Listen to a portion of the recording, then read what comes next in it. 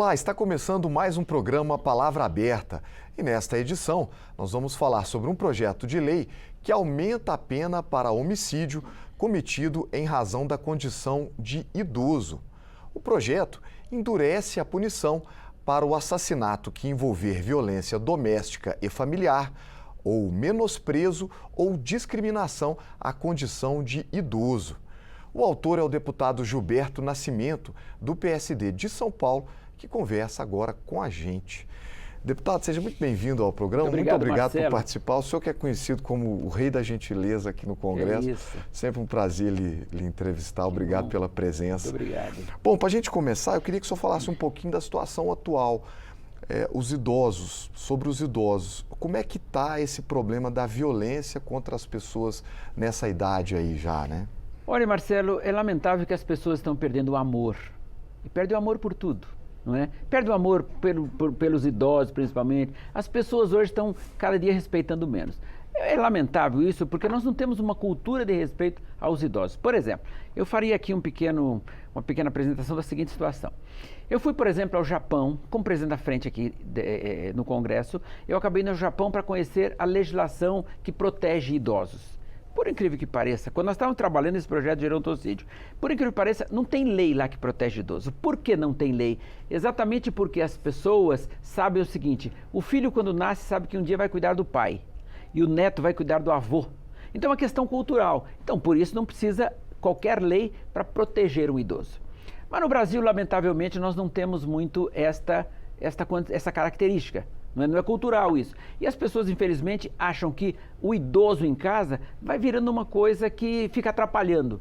E exatamente por isso acabam cometendo crimes contra os idosos. E crimes das mais variadas formas. Não é só o homicídio, não é só o gerontocídio aí no caso, que a lei agora passa a ser o gerontocídio. Como tem o feminicídio. Senhor, se teria um nome análogo ao feminicídio, ao gerontocídio. Exato, gerontocídio, o crime praticado contra pessoas idosas, não é? Então, eu repito, no Japão, por exemplo, então não existe. Mas aqui no Brasil, nós lamentavelmente precisamos criar uma lei como essa. E por quê? Porque começamos a observar que muitas pessoas nos últimos tempos estão sendo assassinadas. E as pessoas muitas vezes também com requinte de crueldade. E nós temos o crime praticado fora de casa. Então, por exemplo, o menino que vai, coloca lá, dá uma gravata no coitado do idoso, joga ele no chão e toma o que tem dele. Muitas vezes, inclusive, o idoso cai e mata. Nós tivemos um caso lá em Santos, em São Paulo, que o senhor estava lá, um senhor de 76 anos, estava com seu neto atravessando a rua, o carro avançou um pouco, ele se assustou e colocou a mão no capô do carro. Simplesmente a pessoa desce, dá um tranco nele, joga na calçada, a pessoa bate a cabeça e vem a morrer. Agora, claro que num caso desse, a pessoa observou antes, se fosse um rapaz ali forte e tal, talvez ele pensasse duas vezes antes de descer do carro. Mas como era um idoso, ele falou, vou dar um tranco qualquer nele, jogo no chão e vou embora. Não é? Agora, isso agora muda, porque esta pena poderá ser aumentada em 1/3 e ele perde todos os benefícios, tá? Então nós poderíamos fazer, ele fica com proibição de liberdade provisória, a execução inicial da pena em regime fechado, tá?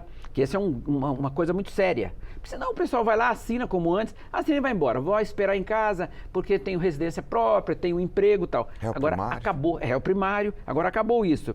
São regras mais regulamentadas para o progresso do regime prisional, exigindo maior cumprimento de pena para ter direito às progressões. Então, isso tudo endurece a lei. Porque nesse caso, infelizmente, não existe outra forma.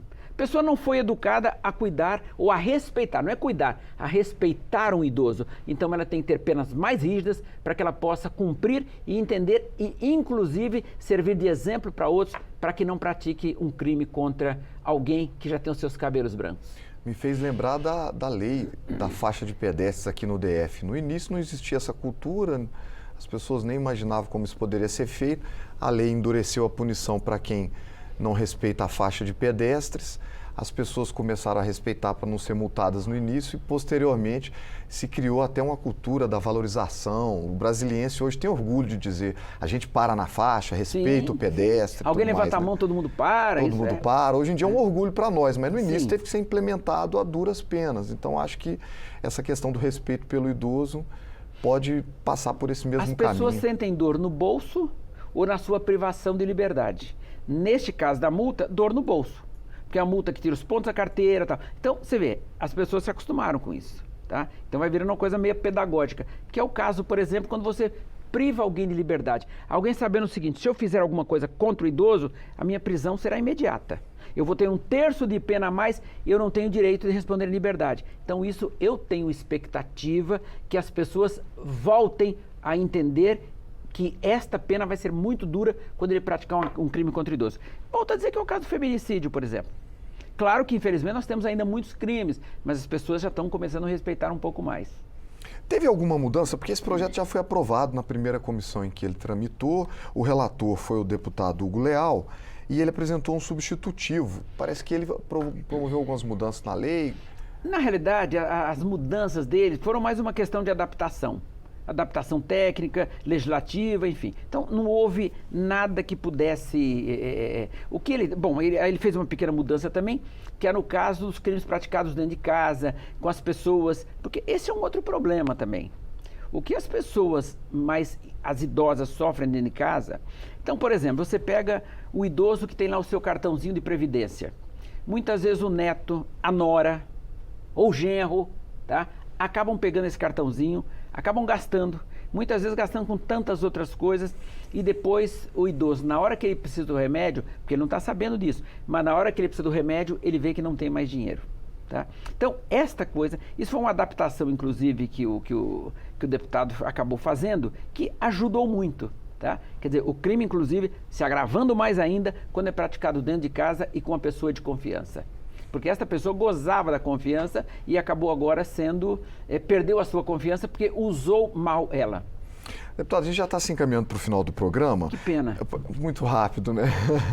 E eu queria levantar com o senhor a questão do endurecimento da pena, porque antes ela era de 6 anos no mínimo, agora ela passa para 12 anos, como o senhor falou, o início já passa a ser... de 12 a 30 agora. De 12 a 30. Então, obrigatoriamente, inicia-se no 12. regime fechado. Isso.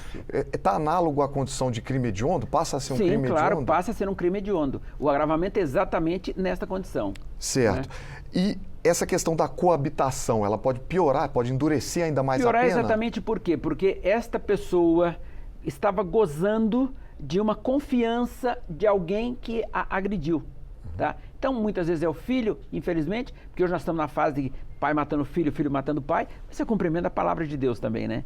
No fim dos tempos isso deveria acontecer, né? Estariam por acontecer. Mas as pessoas se colocam no lado mal e acabam praticando isso. Então, esse é um problema também que endurece muito mais a pena. Deputado, o projeto foi aprovado em uma comissão, faltam 2 comissões para ele ser votado, só uma? Não, ele já foi aprovado. Ah, não, perdão, ele já foi aprovado pela Câmara e foi para o Senado. Houve um regime de urgência na Câmara, nós aprovamos o regime de urgência e aprovamos já na Câmara e ele está no Senado. Eu tenho expectativa que, se Deus quiser, e vou conversar com os senadores, que entre fevereiro e março o projeto esteja pronto e vá para a sanção presidencial. É rápido. Normalmente é um projeto que não desperta tanta polêmica, né? Não, porque é um projeto que só tem coisas positivas, é a proteção de vida. E até eu brinco, como o pessoal do Senado grande parte já estão acima dos 60 anos, eles vão legislar rapidinho em causa própria. E nós vamos, se Deus quiser, ter essa lei aprovada para que os nossos idosos passem a ser respeitados. Aqueles que fizeram pela sociedade, aqueles que deram a vida, inclusive pelos seus familiares, precisa ter todo esse respeito. Muito obrigado, deputado. Eu que agradeço. Felicidades para vocês. Eu conversei com o deputado Gilberto Nascimento, do PSD de São Paulo, sobre o projeto que endurece a punição a quem mata idoso, principalmente no seio familiar. Se você quiser compartilhar esta entrevista, basta acessar a página da Câmara dos Deputados na internet ou procurar pelo nosso canal no YouTube. Siga também as nossas redes sociais. Muito obrigado pela sua companhia e até a próxima.